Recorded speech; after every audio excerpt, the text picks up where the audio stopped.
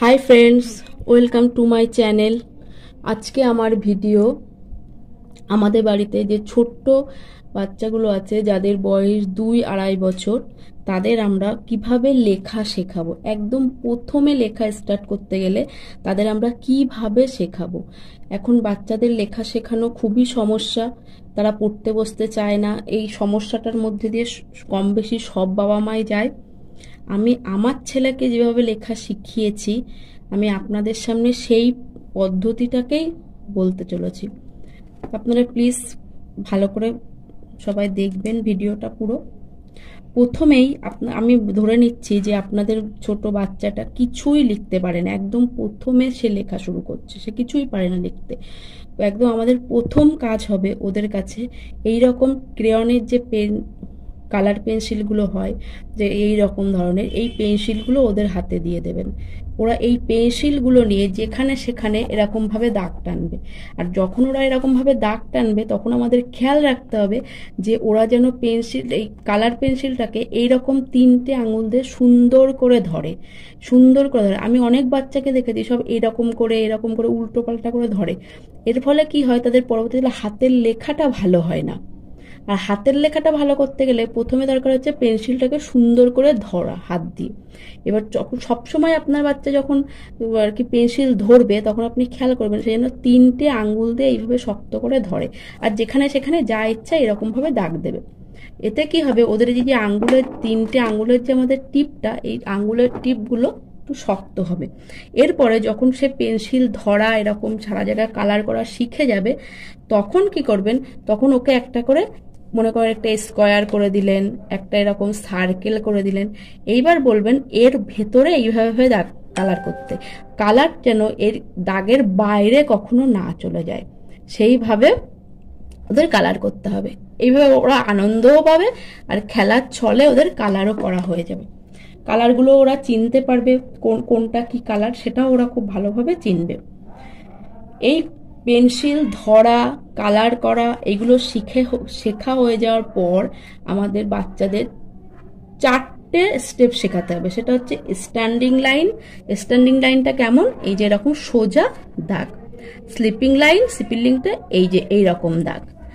Slanting line এরকম বেঁকা দাগ। কার্ভ হচ্ছে এই যে সি, উল্টো সি, ইউ, উল্টো ইউ। এই 4টে স্টেপ আমাদের ওদেরকে শেখাতে হবে। কিন্তু এই 4টে স্টেপ আপনি যদি ওদের এইভাবেই দিয়ে দেন যে এইভাবেই তোমরা লেখো, standing line, sleeping line, curve, সেটাতে ওরা কোনো ইন্টারেস্টই পাবে না আর আগ্রহ দেখাবে না। জন্য সেই আগ্রহটা যাতে ওরা দেখায়, যাতে ভালো করে আর কি করতে চায়, জিনিসটাকে যাতে খুব আনন্দ পায়, আনন্দের সঙ্গে করতে চায়, এর জন্য আমাদের এরকম ওয়ার্কশিট তৈরি করতে হবে। আর এই ওয়ার্কশিট একবার যদি আপনি ভালোভাবে তৈরি করে নেন, আপনি অনেকবার ব্যবহার করতে পারবেন ওয়ার্কশিটটা। আর এটা কিভাবে অনেকবার ব্যবহার করতে পারবেন সেটা আমি লাস্টে বলে দিচ্ছি। প্রথমে আমি দিয়েছি track over the standing line করতে গেলে আমি যেমন এখানে কতগুলো প্রজাপতি, এখানে ফুল এরকম এঁকে দিয়েছি, আপনারা আপনাদের ইচ্ছা মতো আঁকবেন। একে এরকম এই যে dot dot dot dot dot dot দিয়ে দেবেন। এইবার ওদের বলবেন এইটাকে পুরো দাগ দিয়ে এরকম ফিল আপ করতে। প্রথমে যদি এরকম বড় না পারে, আপনারা ছোট ছোট ছোট ছোট করেও দাগগুলো দিতে পারেন, ছোট ছোট করে ওরা করবে। এইটা প্রথমেই কিন্তু ওরা আমাদের কাছে এই স্ট্যান্ডিং লাইনটা খুব সোজা দাগ টানা, কিন্তু 2-2.5 বছর বাচ্চাদের কাছে এই সোজা দাগ টানাটাও ওদের কাছে খুব কঠিন। প্রথমে ওরা বেঁকা টাকা আঁকবে। কোনো অধৈর্য হওয়ার কারণ নেই, পেশেন্ট রাখবেন, রাখিয়ে ওদের 1-2 বার করলে তার পরের বার দেখবেন ওরা পুরো ভালোভাবে করছে এই কালারটা। স্ট্যান্ডিং লাইন হয়ে গেল। এইভাবে আপনি অন্য কিছু এখানে এঁকে দিয়ে স্লিপ করে দেবেন, আর তার মধ্যে অবশ্যই এরকম কালার করে দেবেন। কালার করলে কি হবে, ওরা কালারটা চিনতেও পারবে কি কালার কোনটা করেছে, আর ওরা কালারফুল দেখে একটু আনন্দ পাবে, লেখার আগ্রহ প্রকাশ করবে। এরপর হচ্ছে স্লিপিং লাইন। এই যে আমি এরকম ভাবে দিয়েছি, আপনারা আপনাদের সুবিধা মতো দেবেন। এই যে এখানে দিয়েছি, এরকম করার পরে আপনি হয়তো বলতে পারেন যে এই পেন্সিলটার মধ্যে কালার করো, এইগুলোর মধ্যে তোমরা নিজেরাই কালার করো, তাহলে ওরা আনন্দ পাবে। দাগ টানার পরে আবার কালার করবে, সেটাতে ওরা আনন্দ পাবে। এখানে যেমন দিয়েছি কার্ভ, টেক আউট আবার লাইন দ্য কার্ভ। এই যে কার্ভ আমি এইভাবে দিয়েছি, জলের ঢেউয়ের মতন একটা নৌকা যাচ্ছে জলের ঢেউর মতো, ওরা দেখেও আনন্দ পাবে। আর সেইভাবে জলের ঢেউটাকে করতে করতে কার্ভ শিখে যাবে। এইখানে আবার স্ট্যান্ডিং লাইন, স্লিপিং লাইন, সেটাতেও নৌকাটা শিখে যাচ্ছে। এইবার এখানে হচ্ছে আমব্রেলা, আমব্রেলার মধ্যে কার্ভ, এই যে বেলুন, বেলুনের এখানে এরকম ভাবে কার্ভ। এইগুলো অবশ্যই কালার করে দেবেন বা ওদের কালার করতে বলবেন, তাহলে কি হবে, ওরা কালারটাও চিনতে পারবে আর সুন্দর করে ওরা সব করতে পারবে, একটা আগ্রহ প্রকাশ করবে। এবার হচ্ছে স্ল্যান্টিং লাইন। স্ল্যান্টিং লাইনটা কি, এই যে এরকম দিয়ে এই এই এই এই এই এই এরকম ডট ডট দিয়ে দেবেন, ওরা এর উপরে দাগ দেবে। এবার স্ল্যান্টিং লাইনের দাগগুলো টানা হয়ে গেল, তারপরে কি বলবেন, এইগুলো, এই মেঘগুলোকে কালার করে দিল, এই ঘরটার মধ্যে, হোমটার মধ্যে কালার করে দিল, সেটা ওরা খুব আনন্দ পাবে এবং আনন্দের সঙ্গেই করবে। তারপরে আমি আরেকটা ওয়ার্কশিট করেছি, সেটা হচ্ছে এই যে standing line are sleeping line একসঙ্গে। এই ওয়ার্কশিটগুলো তো হলো।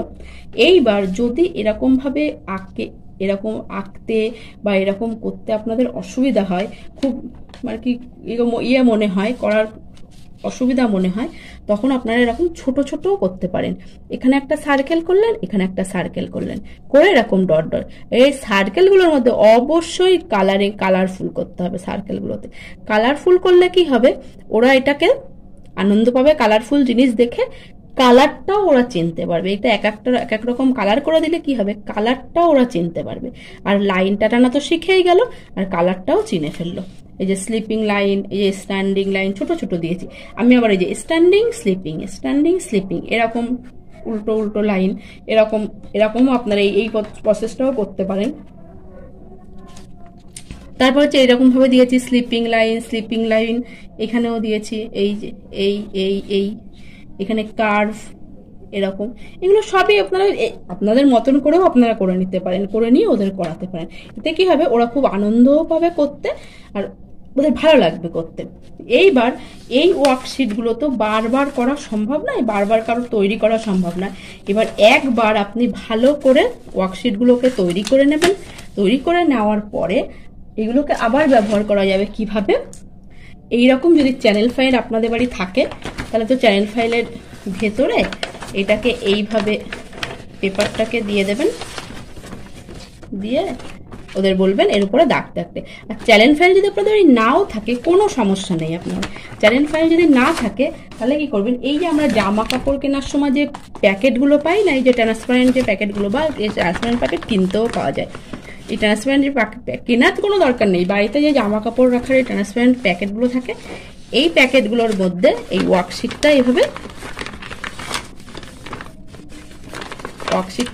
এইভাবে দিয়ে দেবেন।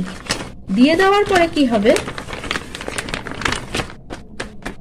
দিয়ে দেওয়ার পরে ওদের হাতে এইরকম টাইপের স্কেচ পেনগুলো, কালারিং যে স্কেচ পেনগুলো হয়, সেইগুলো দিয়ে দিলেন। ওরা সেইগুলো দিয়ে এইভাবে ভেবে দাগ দিল, যত খুশি দাগাদাগি করলো। তারপরে আপনি হাত দিয়েও মুছে দিতে পারেন, বা একটা শুকনো কাপড় দিয়ে বা একটু সামান্য ভিজিয়ে কাপড় দিয়েও করতে পারেন। আর না হলে এই যে হোয়াইট বোর্ডের যে পেনগুলো হয়, হোয়াইট বোর্ডের পেনগুলো দিয়ে এই যে এইভাবে দাগ দিয়ে দিলেন, ও দাগ দিল, কালার করলো, করলো, তারপরে আপনি আবার মুছে দিলেন, মুছে দিয়ে আবার সেই জিনিসটাকে ব্যবহার করতে পারলেন। এইবার এই যে স্ট্যান্ডিং লাইন, স্লিপিং লাইন, এই স্ট্রোকগুলো শিখে যাওয়ার পরে বাচ্চাকে কি করে লেখা, মানে অ্যালফাবেট বা লেটার কিভাবে শেখাতে হবে, সেটা আমি একটা এর পরের ভিডিওটা পার্ট 2 করে দেবো, কারণ পার্ট 1টা আমার অনেক বড় হয়ে যাচ্ছে। পার্ট 2 করে দেবো, আপনারা সেখান থেকে দেখে নিতে পারবেন। আগে বাচ্চাদের এইটা ভালো করে শেখান, এটা দেখুন ওরা কতটা ভালো করতে পারছে।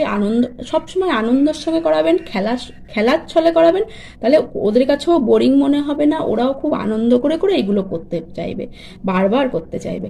আর আমার ভিডিওটা যদি আপনাদের ভালো লাগে, তাহলে প্লিজ একটা চ্যানেলে একটা লাইক করবেন, একটা কমেন্ট করবেন। আপনার কমেন্টটা আমার কাছে খুবই মূল্যবান, আমাকে খুব মোটিভেট করে পরের ভিডিওটা করার জন্য। একটু কমেন্ট করবেন।